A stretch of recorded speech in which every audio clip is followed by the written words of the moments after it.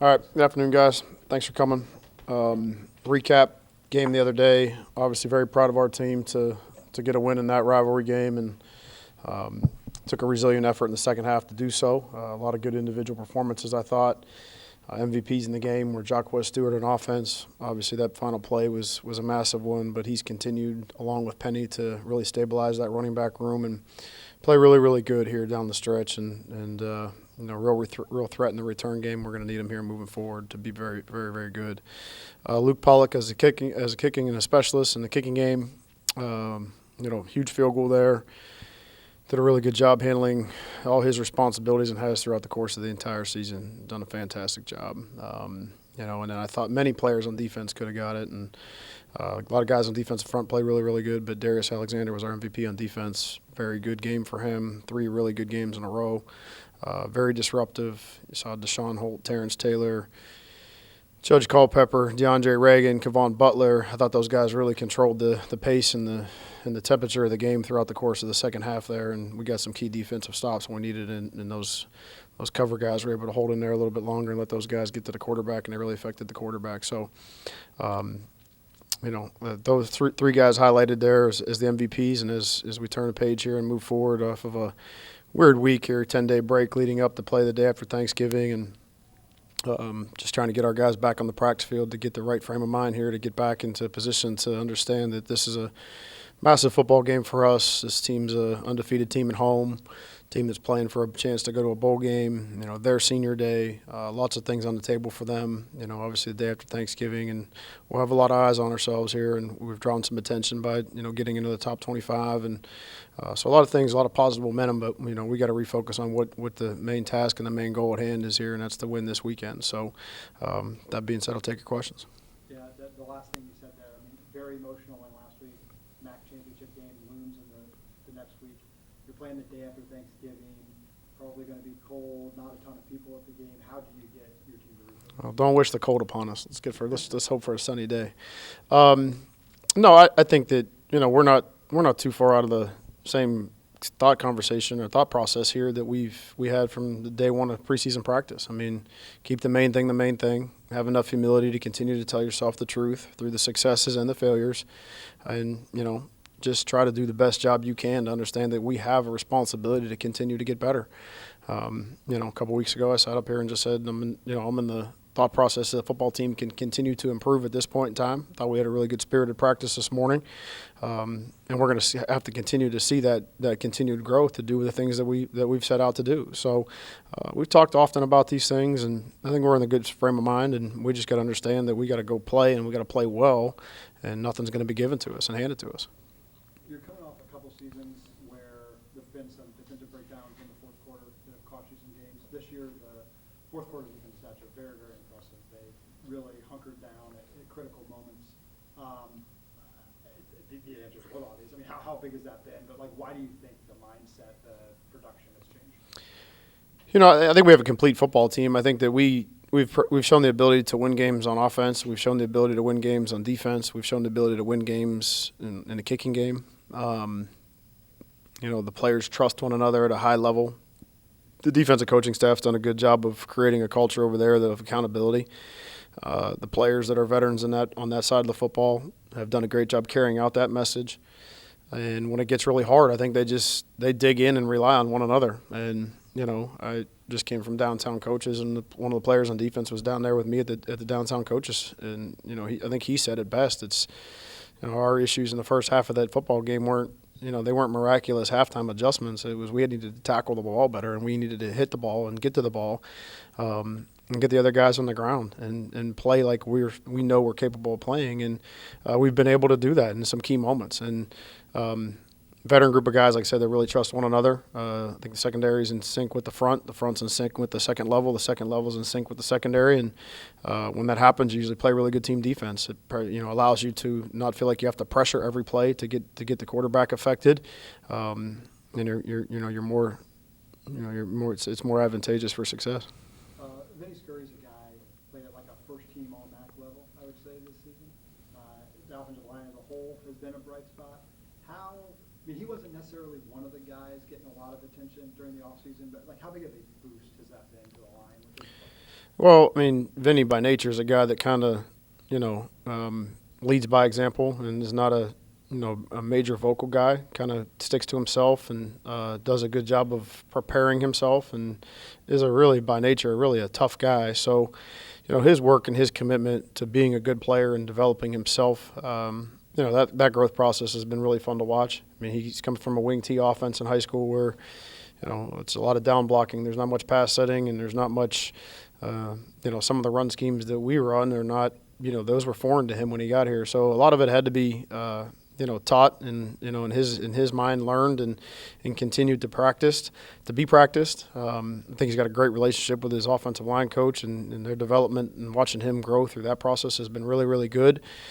And he's kind of been a silent leader up there for us. You know what I mean? They rally around his toughness. They know he's going to play through injury and go out there and give everything he's got. So he naturally has the respect of his teammates, and is a guy that we value here an awful lot. How the O-line, the Joe Moore Award, Mm-hmm. semifinals came out last week. Toledo was not included. I mean, you look at the rushing offense, the offense as a whole, tackles for lost sacks. I mean, all like in the top 10 nationally. Do you think it's a little bit of a snub for them to not be included in that? Yeah, I mean, I can't get caught up in any of that stuff. I mean, I can't get caught up in the outside noise. I just think that they're deserving of any recognition that they get. I mean, they took a lot of punches last year and the year before when we were dealing with injuries and guys not being out in the lineup. And I've said this before. I mean, you can look at the statistics, and I view quarterback sacks as a QB stat. I don't think that's not an offensive line stat unless you're just letting guys run free. So I think you've seen Daquan's growth from last year to this year. The completion percentage is continually to go up.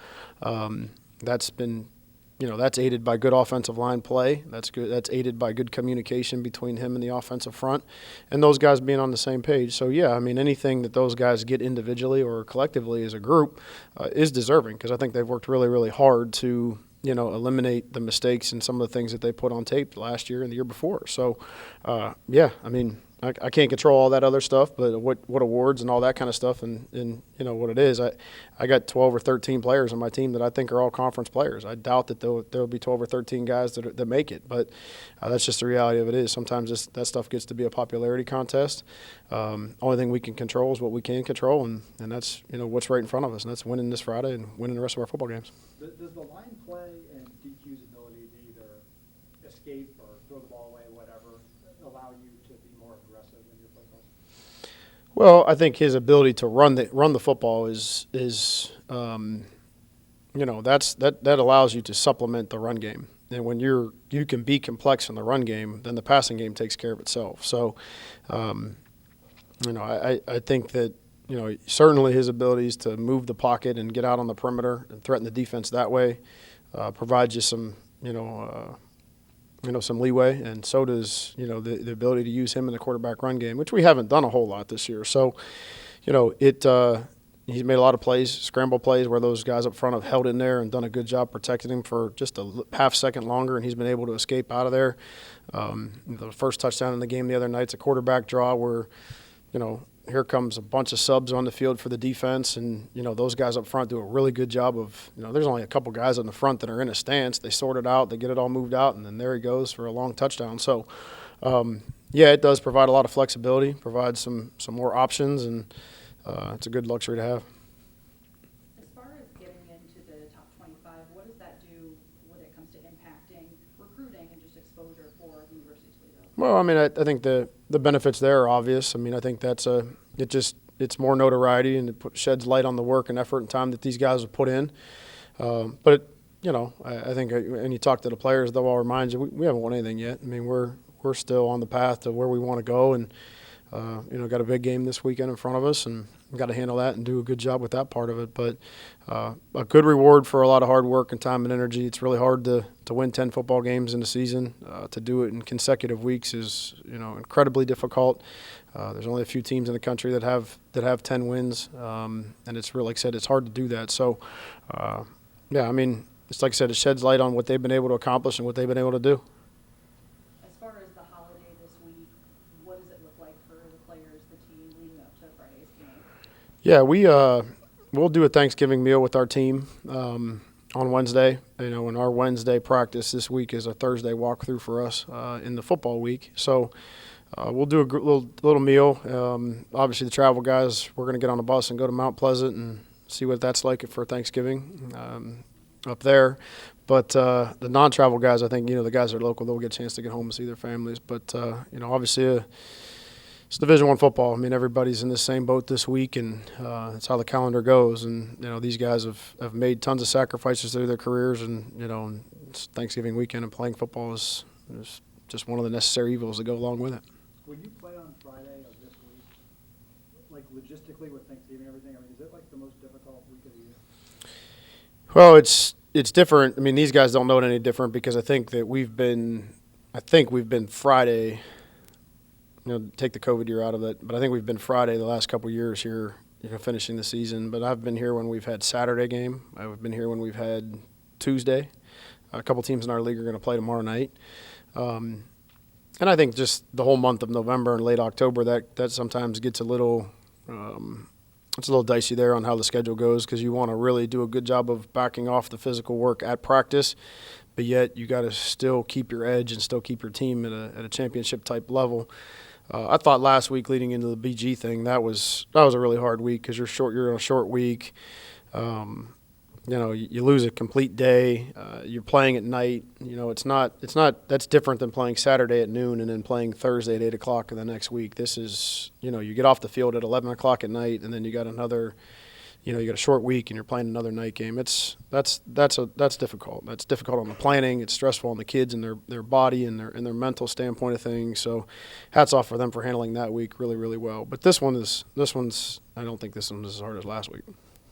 You referenced the level of focus this team has shown week in and week out, but you mentioned the rankings, the win streak you guys are on, just the history this team is doing. Obviously, as you guys close out the season, how wary of what you guys are putting together in terms of success are you aware of how you guys close out the season? Well, I mean, I think you're always aware. It's hard not to be. I mean, you could ask me the same question last week about the Bowling Green thing. I mean, you can try to push it aside, but it's in your face at all times. There's no way around it. So, you gotta tell yourself the truth on what it is and understand how this is going to work, and do a great job of making sure that the guys know what's at stake. And we got a veteran team. We got guys that understand what it is, and really understand that they're trying to do something special. They're trying to leave a legacy here, and it hasn't been back-to-back here in conference champions since 1971, I believe. So, we've accomplished a lot to this point in time in the season. There's a lot to be proud of, but there's so much more out there for us to go get. And, as I told them this morning, I mean,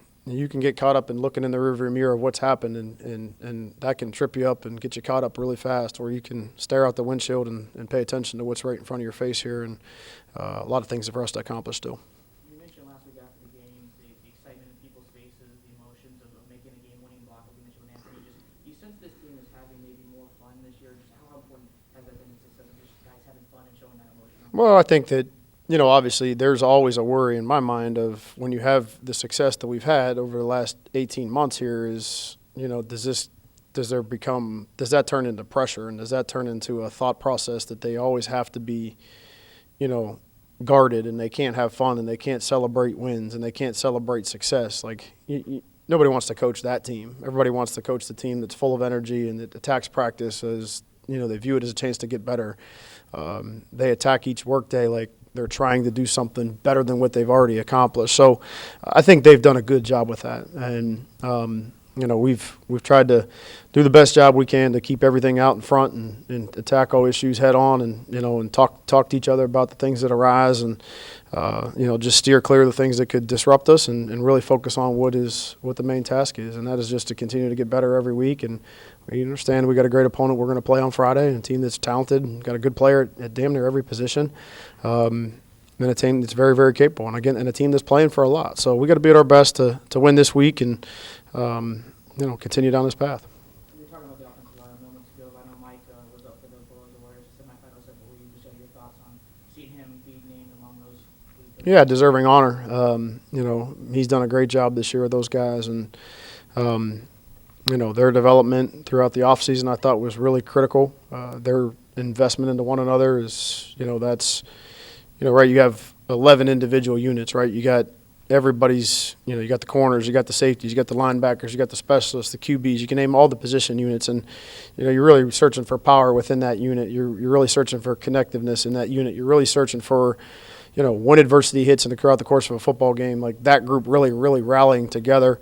I think they've done a good job communicating to one another throughout the course of the game. They've done a good job giving me good feedback on the sideline of what they think can help us be successful offensively. I think they've done a good job telling Mike the truth on what they think is, going to help them in their development and how that practicing in maybe a certain way or a different way, would help those guys. And to this point in time, I mean, we're banged up a little bit, but we've maintained our health here a little, relatively speaking. And Mike's done a really good job, and he's a good coach. He's a good human being, and he's a guy that really loves those kids and invests a lot of time and energy into them. How much satisfaction is there as a coach when, Mike's gotten a lot of criticism the last couple seasons, to see what's taken place this year and just staying the course and everything kind of working out? Well, I think it's the same thing we ask our players to do. I mean, don't pay attention to anything that's outside of these walls. Just stay focused on the main thing and make sure that we understand that, if we continue to do the right thing and continue to invest in one another and continue to develop, what we're after is not going to be kept from us. And, I think that no group has probably embraced that more than that group. And Mike's a prideful guy. I mean, he gets it. He understands. He's been a head coach before. He understands that the good comes with the good and the bad comes with the bad. So at times we didn't play our best last year. At times we played really, really well. And, it was up and down a little bit. So, rightfully so. But rightfully so now, too, that he gets a lot of credit for how well they've played, because they've played very consistent all year long.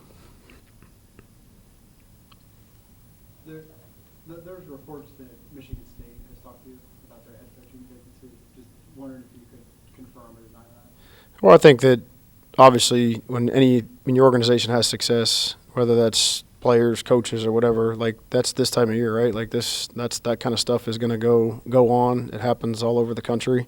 Teams that are winning, everybody's internet things start, and that's how that goes. So it ain't no different for me though than it is for our players. I mean, don't pay attention to what we've done in the rearview mirror here. Look out the front of the window and continue to press on. None of that is any of my focus right now. This is trying to win a championship for these guys, and again, going to Central Michigan and playing what I think is a very, very capable football team that's playing for a lot here, and a lot of things riding on this team right here in this locker room, and things we've put in place since back in January. So, it is what it is.